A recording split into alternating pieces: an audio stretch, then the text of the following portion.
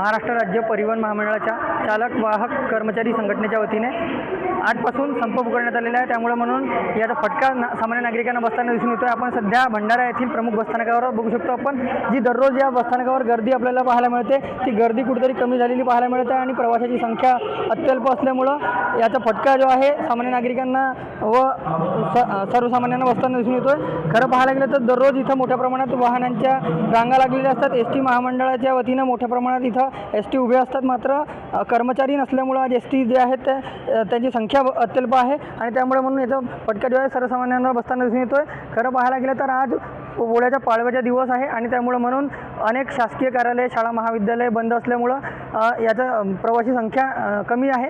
मात्र उद्यापासून या शाळा, महाविद्यालय आणि शासकीय, निमशासकीय सर्व कार्यालय जे आहेत ते सुरू होणार आहेत। त्यामुळे म्हणून प्रवाशांची संख्यासुद्धा जास्त राहणार आहे आणि त्यामुळे म्हणून या आंदोलनाचा फटका नेमका कसा बसेल हे उद्या खऱ्या अर्थाने आपल्याला पाहायला मिळणार आहे। त्यामुळे राज्य शासन आता यावर काय भूमिका घेतं, हे आंदोलन निवडण्यासाठी काय नेमकं पाऊल उचलतं याकडे सर्वांचे लक्ष लागलेलं आहे। रुपेश सपाटे, TV9 मराठी, भंडारा।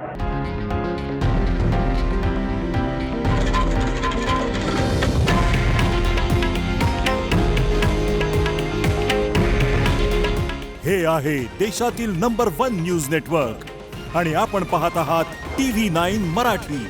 काळजी तुमची, हित महाराष्ट्राचं।